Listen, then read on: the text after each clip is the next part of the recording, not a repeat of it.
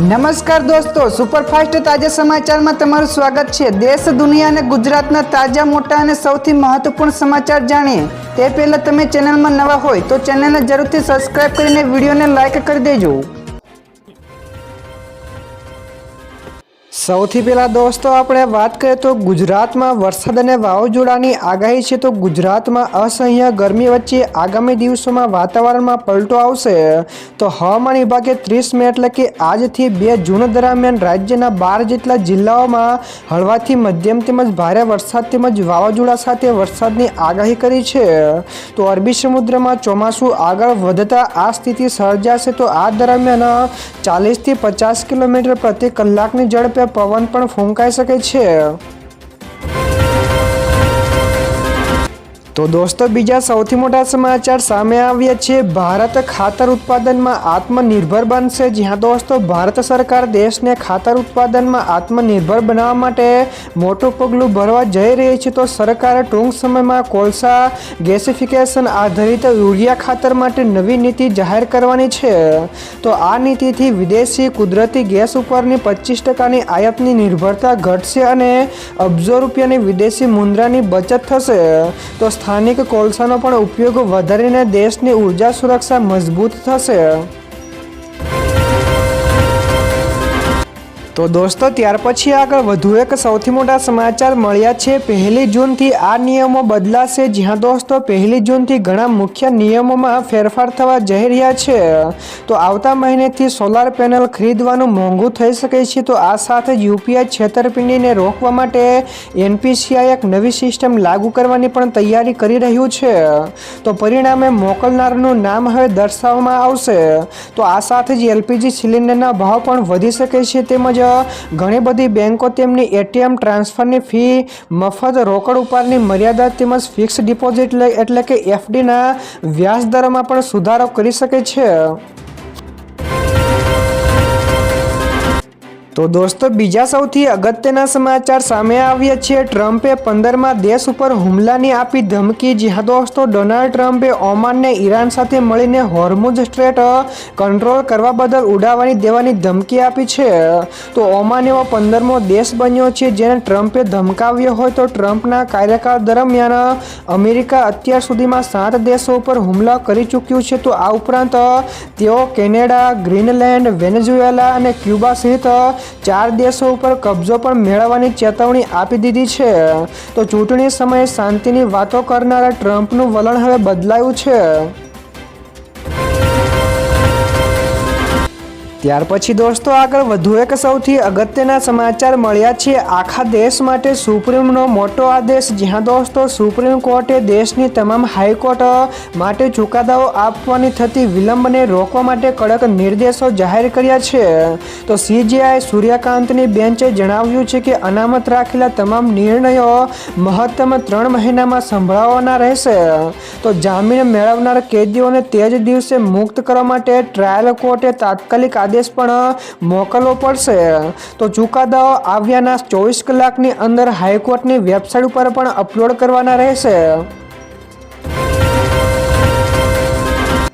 ત્યારબાદ દોસ્તો ફટાફટ આગળના બીજા સમાચારની વાત કરવામાં આવે તો હવે ભાવનગરથી ભરૂચ પહોંચાશે માત્ર 45 મિનિટમાં। જ્યાં દોસ્તો કેન્દ્ર સરકારે ખંભાત અખાત ઉપર ભારતનો સૌથી લાંબો 30 કિલોમીટરનો દરિયાઈ પુલ બનાવવાનો ઐતિહાસિક નિર્ણય લીધો છે।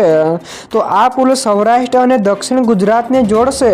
તો જે ભાવનગરથી ભરૂચની મુસાફરી હાલના 7-8 કલાકમાંથી ઘટીને માત્ર 45 મિનિટમાં થઈ જશે। તો આ પ્રોજેક્ટથી વેપાર, ઉદ્યોગો, પર્યટન અને આર્થિક વિકાસને મોટો વેગ મળશે। તો આ સાથે જ જામનગર, ભાવનગર, ભરૂચ હાઈ સ્પીડ કોરિડોરનો પણ આ મુખ્ય ભાગ બનશે। તો દોસ્તો બીજા સૌથી મહત્વપૂર્ણ સમાચાર સામે આવ્યા છે। પશુપાલકો માટે આવ્યા સારા સમાચાર। જ્યાં દોસ્તો સાબર ડેરીએ પશુપાલકોના હિતમાં મહત્વપૂર્ણ નિર્ણય લીધો છે। તો મંડળે પ્રતિ કિલો ફેટે ₹15નો વધારો જાહેર કર્યો છે। તો જેનો અમલ 1 જૂનથી થશે। તો ડેરીએ ₹15નો વધારો થતાં પશુપાલકોને હવે પ્રતિ કિલો ફેટે ₹865 મળશે। તો આ નિર્ણયથી અંદાજે 3.5 લાખથી વધારે પશુપાલકોને સીધો લાભ મળશે। થશે, તેમજ દર મહિને આશરે 10 કરોડ રૂપિયાથી વધુની વધારાની રકમ ગ્રામ્ય વિસ્તારોમાં પહોંચતા સ્થાનિક અર્થતંત્રને પણ મજબૂતી મળશે.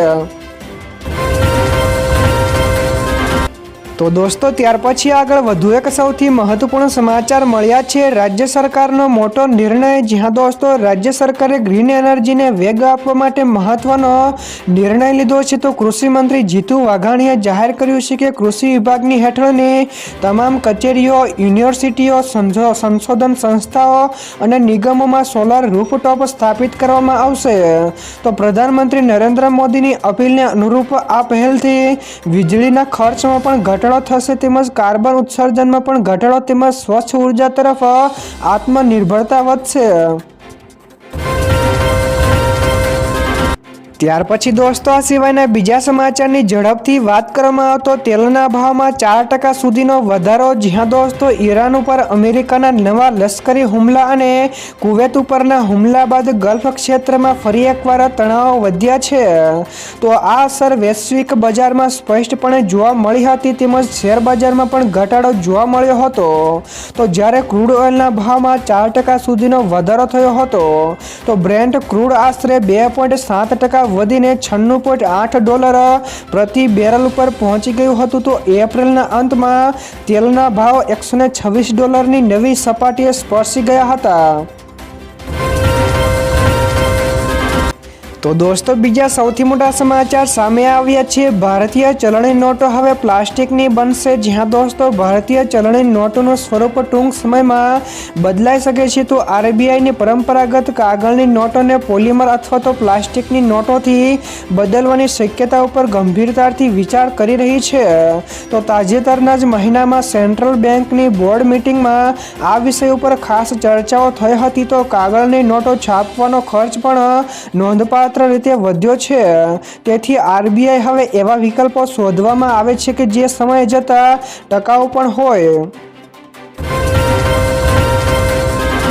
તો દોસ્તો ત્યાર પછી આગળ વધુ એક સૌથી મોટા સમાચાર શેર માર્કેટ વિશે પણ મળ્યા છે. તો ભારતીય શેર બજારમાં ઉથલપાથલ. જ્યાં દોસ્તો ગઈકાલે શેર બજારમાં ભારે ઉથલપાથલ જોવા મળી હતી, જેમાં સેન્સેક્સ 1092 પોઈન્ટ ઘટીને 74,775 અંક ઉપર બંધ થયો છે, જ્યારે નિફ્ટી પણ 369 પોઈન્ટ ઘટીને 23,547 અંક ઉપર બંધ થયો છે.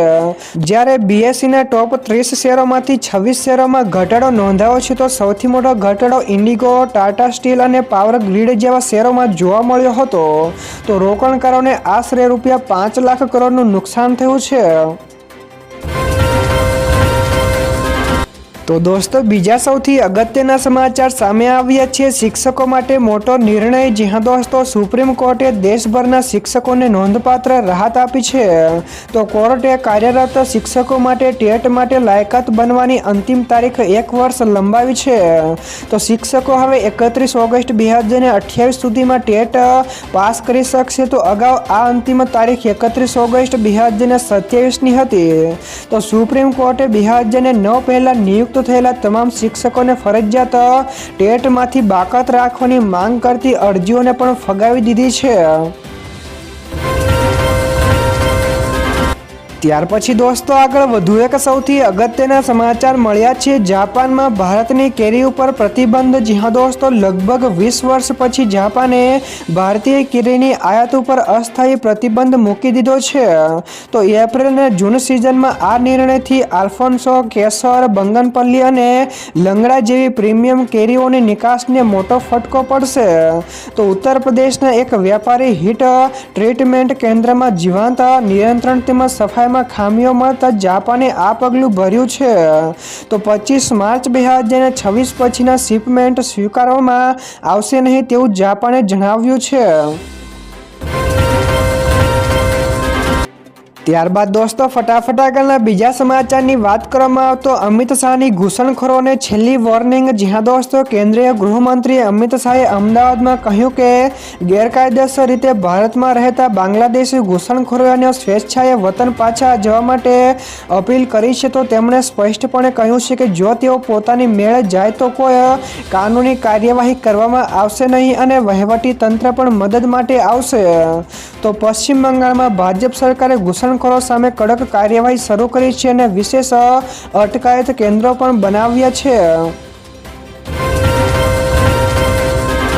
તો દોસ્તો બીજા સૌથી મહત્વપૂર્ણ સમાચાર સામે આવ્યા છે। સતત 6થા વર્ષે મુકેશ અંબાણીએ સેલેરી નથી લીધી। જ્યાં દોસ્તો એશિયાના સૌથી ધનિક ઉદ્યોગપતિ મુકેશ અંબાણીએ રિલાયન્સ ઇન્ડસ્ટ્રીઝમાંથી સતત 6થા વર્ષે પણ કોઈ પણ સેલેરી એટલે કે પગાર લીધો નથી। તો કંપનીની વાર્ષિક અહેવાલ અનુસાર નાણાકીય વર્ષ 2025-26માં તેમનો પગાર અને ભથ્થા શૂન્ય રહ્યા છે। તો કોરોના મહામારી દરમિયાન તેમણે પગાર ન લેવાનો નિર્ણય કર્યો હતો।